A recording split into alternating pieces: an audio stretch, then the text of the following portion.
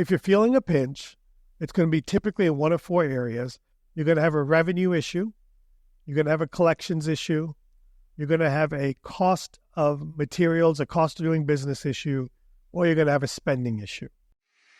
We've been misled to believe that dentistry, more specifically the dental business, has to be complicated. Dentistry can be simple, and dentistry should be simple. Hey, everybody. Welcome to another week and another episode of the Dentistry Made Simple podcast. I want to begin by telling you that I am sorry that we've been missing you for the last few weeks, but summer break. School was out for summer. I've been a little bit busier with my kids and life in general. So, and my oldest is going to college. I just got back from his orientation. And, T-Bone goes to college. I had to go play golf alone this morning, and I haven't done that in a long time. Oh, that's what it's going to be like in a month. I know. I'm going to have to start making new friends at the golf course. You're going to have to train Ubby to play some more golf. I don't know if I have the patience left for that anymore. But look, this week on this episode, what I want to talk about is feeling the pinch. I'm hearing from more and more dentists that, maybe they're not slowing down. Maybe we're not in a recession, but they just feel like it's tighter. It's harder. They're working harder to get patients to say yes. Maybe there's not quite, the bank account isn't growing the way it used to grow. And I just want to talk about that. I want to talk about what's going on. What do you do? How do things shift? And that's what we're going to talk about in this week's episode. So I'm going to turn it over to my lovely co-host, Miss Meredith Cooper-Jones. And Meredith, talk to us. Yeah. So before we get into today's episode, I have a long-standing review that we have been waiting. What is long-standing? This is a new one. We've just been waiting a long time. Because, we need to listen. Yeah. Come on. Can you guys get up off your buttocks? And they don't even have to get up. You can do it on your phone. Yeah. Just leave us a review. Get your thumbs up. Yeah. So if you enjoyed this podcast, if it has helped you in any way, we would love a Google review, a Apple Podcast, Spotify, wherever you listen to your podcast. We would love a review. This one is 5 stars. I always like to mention, highly recommend. I found this podcast several months ago and have found it extremely helpful. I've been in the same practice for 15 years and have found myself overrun with the chaos that comes along with running a large practice. This podcast has given me a lot of concrete action items that are helping me to continue to grow my practice while seeing less patients per day. Thank you for doing this podcast. I'm very grateful to have found this information. Username Happy Customer 121. Wish I could give you a shout out, Dr. Happy Customer. I wish my name was first name Happy, last name Customer, instead of the 121. Second. I'm the 121st generation. Yeah. Instead of the second or the third. Yeah. That means a lot. Yes. Thank you so much. Well, I think a few weeks ago we were sitting around, we had a lot of masterminders, and I think it felt like that's when we get together and people really start to share what's really going on. Everything's great and everything is great, right? But then it's like, where do we feel things that are different a little bit? And I like when you said, I'm feeling the pinch too. Yeah. So talk to us about what you meant by feeling the pinch. There and how you kind of did things differently when you felt that way. Yeah. So, when it comes to the pinch may mean different things for different people. Like, the first thing on the pinch, it could be you're feeling a revenue pinch, a top line revenue pinch. That's a, case acceptance issue. That's a economy issue. That's a skill set issue. There could be lots of different things there. Yeah. And I haven't heard a ton of that yet in the sense that revenue is going down. Yeah. The other part of the pinch could be that I'm feeling a bank account pinch. Uh-huh. Like, hey, my top line revenue, my production is still doing well, and my collections are doing well, but I just don't feel like there's money in the bank, right? Uh-huh. Or as much. Yeah, absolutely. And that's a function of things that cost more. Yeah. Humans cost more. And when things are good, we have a tendency have a tendency to let some things go. $100 here, $500 there, $1,000 here. Frivolous spending. Oh, even not frivolous, even good intention spending. So I was talking to one of our masterminders, and I was looking over one of the things I like to do is look over people's profit and loss statements. And I noticed that her marketing budget had gone from $1,000 a month to $8,000 a month in the matter of 4 or 5 months. And, I started diving into this, and I said, so tell me more about this. She goes, wow, I didn't even realize it had gotten up that much. She goes, yeah, they'd call and say, I tell them I want to do this. And they say, well, that's $1,000, $1,500 towards that. And then next thing you know, it's $7,000, $8,000. And that's another form of the pinch. It's just things are costing more. It's costing more, and then we have a tendency to spend more. Right. Okay. So there's, the truth about costing more, it's really hard to do something about costing more. If we have a human being costing more problem, it's unbelievably hard to ask people to take a pay cut. Right.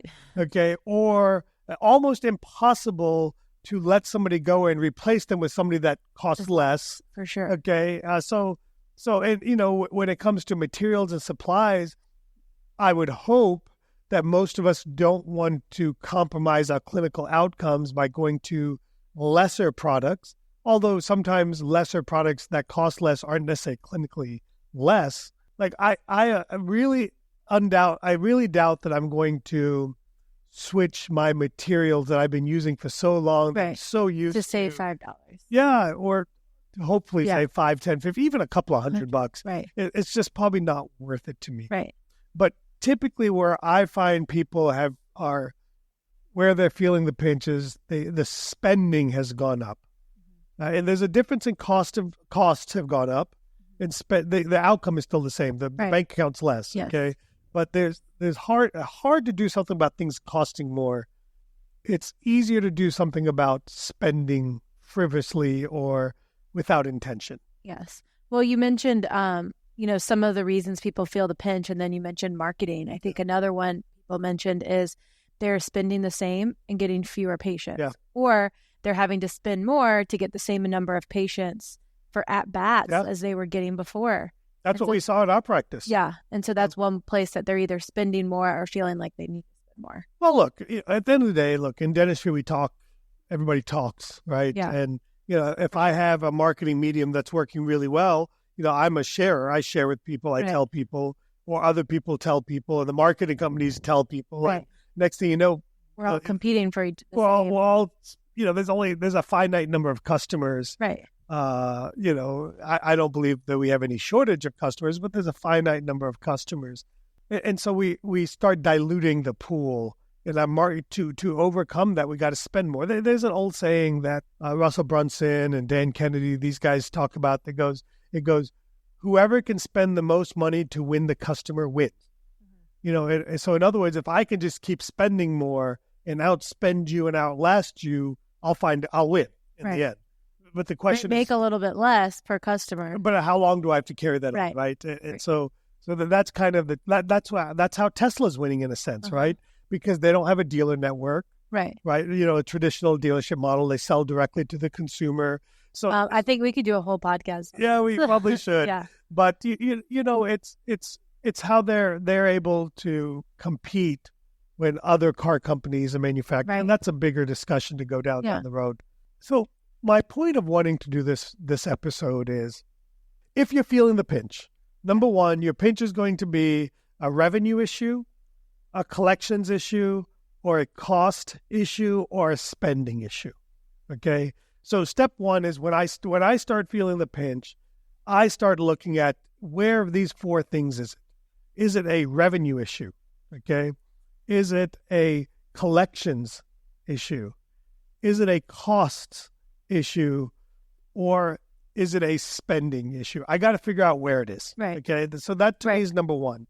And then my mindset changes. And that's really what I want to kind of get across in today's episode is that our mindset has to change a little bit. When we are in an amazing economy, and look, at the end of the day, from 2021, late 2020, early 2021 was pent-up demand.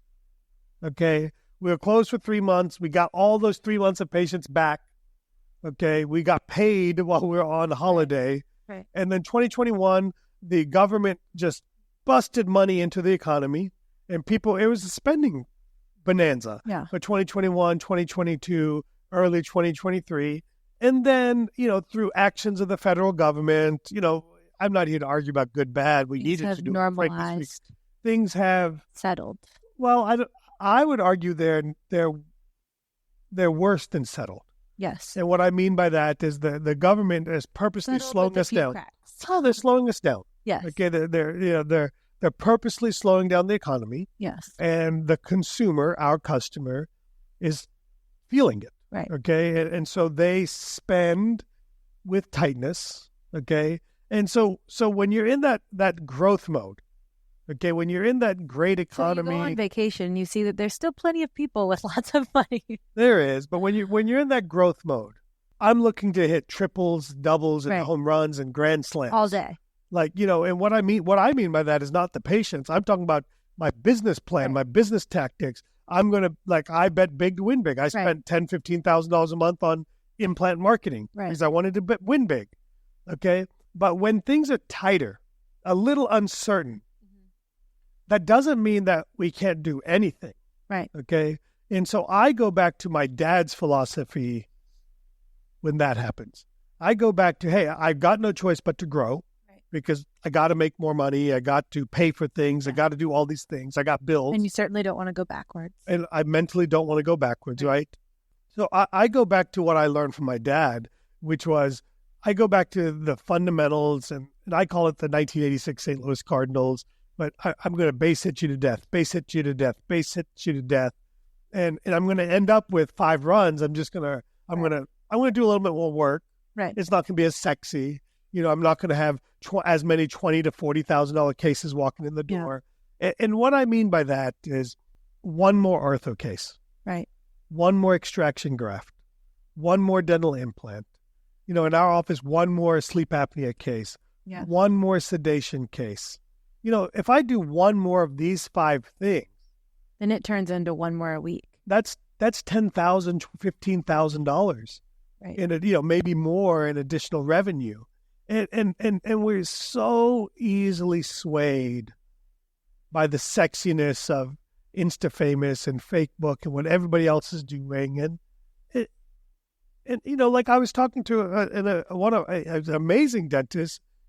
She's in a rural area in the Midwest, and what she's dealing with is not the same thing that I'm dealing with. I'm dealing with 20 dentists in my zip code, 30 dentists, 40 dentists in my zip code.